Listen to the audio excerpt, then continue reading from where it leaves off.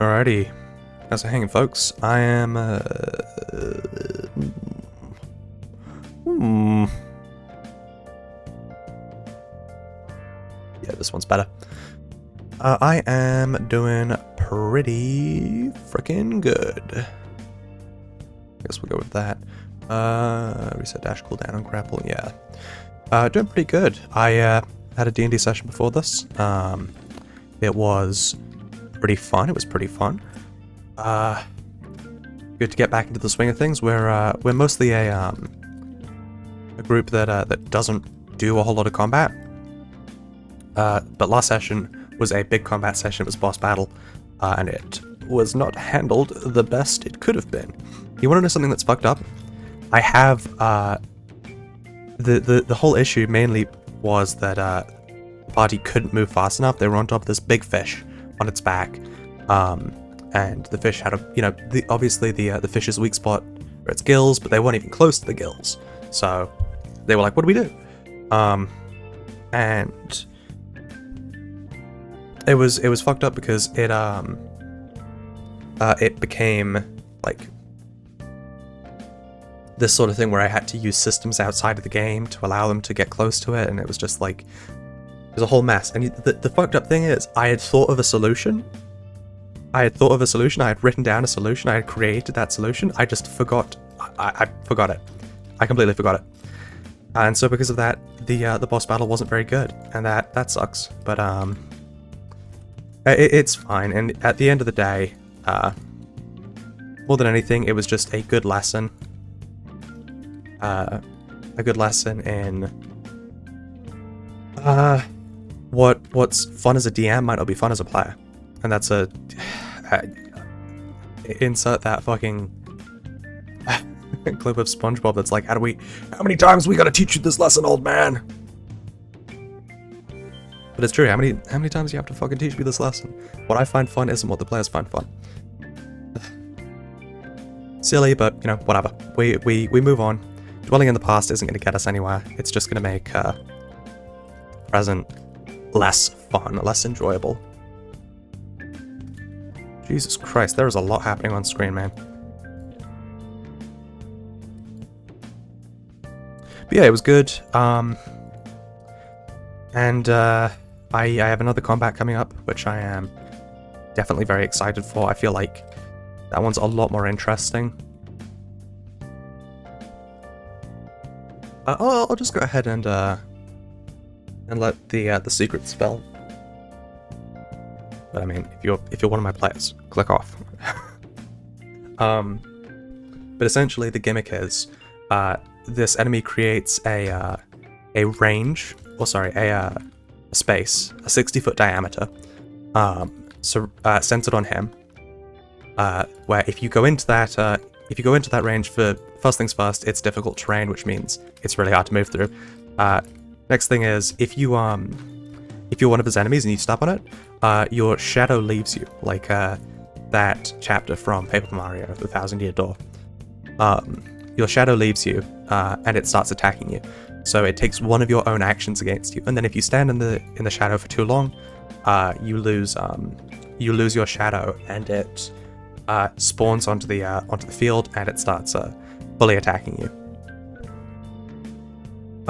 So the battle is going to be mostly about positioning, which is great because like two of the party members are entirely focused on positioning. One of them can like earthbend in a way, which allows them to get funky with creative positioning, and one of them is just this character that is solely dedicated to teleporting the party around. So it's going to allow them to feel like they're taking a huge part in this battle, which they are. They're essential. And then one of the party members is capable of flight, which is also going to be really good because it means he won't step on the shadow ever. So he's kind of immune to it, and that makes him feel more important, makes him feel more useful. And I mean, that's what battle is about, making everyone feel like they have a place in it. But I mean, I guess that's neither here nor there. I'm just excited to do it, man. I am eternally trying to think of new gimmick fights that are going to be fun, that are going to be interesting. And there are hard things to do, gimmick fights, in D&D, because they either work really well or they don't work at all. And you kind of saw that in the last combat we did, where it didn't really work at all. But I'm hoping. Oh my god, my throat. I'm hoping this one will work really well. Boink, boink, boink. But yeah, the party got some rewards for their work in the place where they're at right now. They're in the Feywild, which, if you don't know, that's where like fairies are. I'll take that. Yeah, if you don't know, that's where fairies are. So they're in the Feywild. They got a reward for doing that combat. And then we had a really cool interaction where let me talk about this for a moment. One of the party members is a sort of time wizard. A bit reductive because they're a warlock. If you don't know what D&D is, you'll be like, what the fuck is the difference? There is a difference, and it's quite important. But yeah, they essentially deal in time. And one of their abilities, which we play with a huge amount of homebrew, but one of their abilities is essentially to summon a copy of themselves from like an hour in the future. So essentially, if it's like 3 p.m., they can summon the 4 p.m. version of themselves to help them out, like help them cook a dish or help them in combat or stuff like that. It's quite an interesting ability, but it is, as I'm sure anyone with a frontal cortex can tell, that's going to have some detrimental effects on the space-time continuum, and that's kind of where this is coming in. Like this, we had an encounter today where this guy was like, "Yeah, if you keep on doing that, you're gonna go to hell. You realize that you're gonna go to space hell. You're gonna go to space-time hell."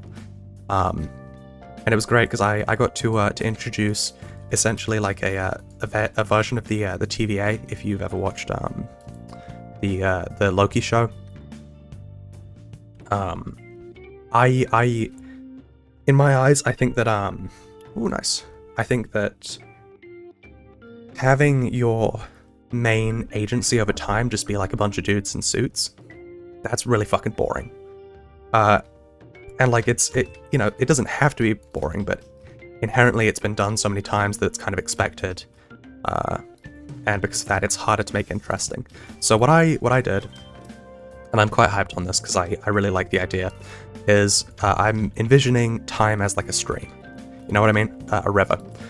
You can get out of the river, but eventually you'll have to follow the river. You know what I mean? And the river just keeps on going no matter what you do, blah blah blah. A bunch of metaphorical nonsense. But what I was thinking of was, how do I kind of link the, how do I link like a bunch of time guys to a river? I was like, what about cowboys? You know what I mean? Cowboys not necessarily famous for following rivers, but that's not something that's beyond their purview. So that's what's happening here.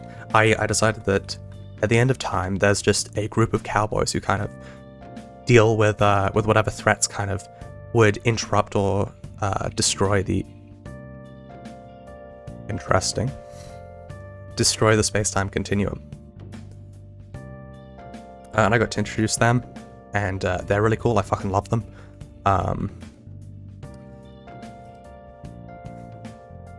It's unique. I'm feeling a reinvigorated sense of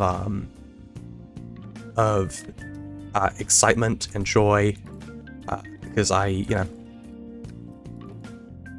getting to kind of bring the campaign into a new era, into new territory.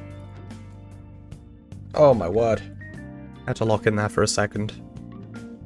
Still nearly lost. Oy oy oy.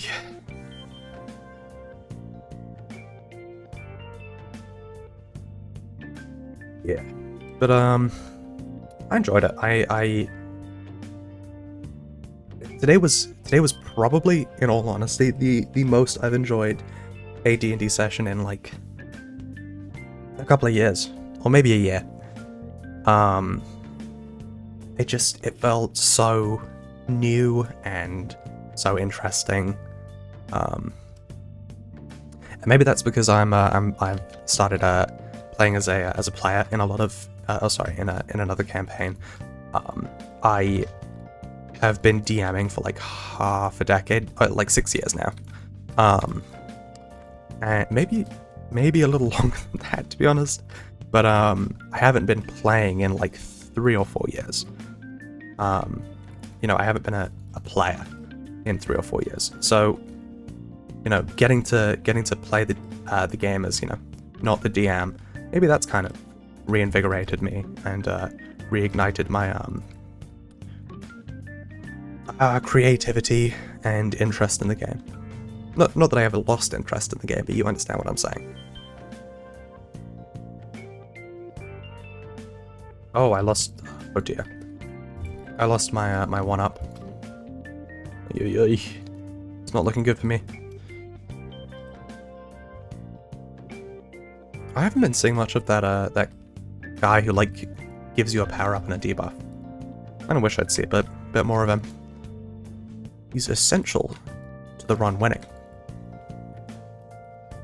The hell? Why did when I go over here my screen has the Mexico color scheme? Why is that? I don't get it. Wait, look at this. Look at this. See what I mean? It's got the Mexico color scheme. It's got that type shit.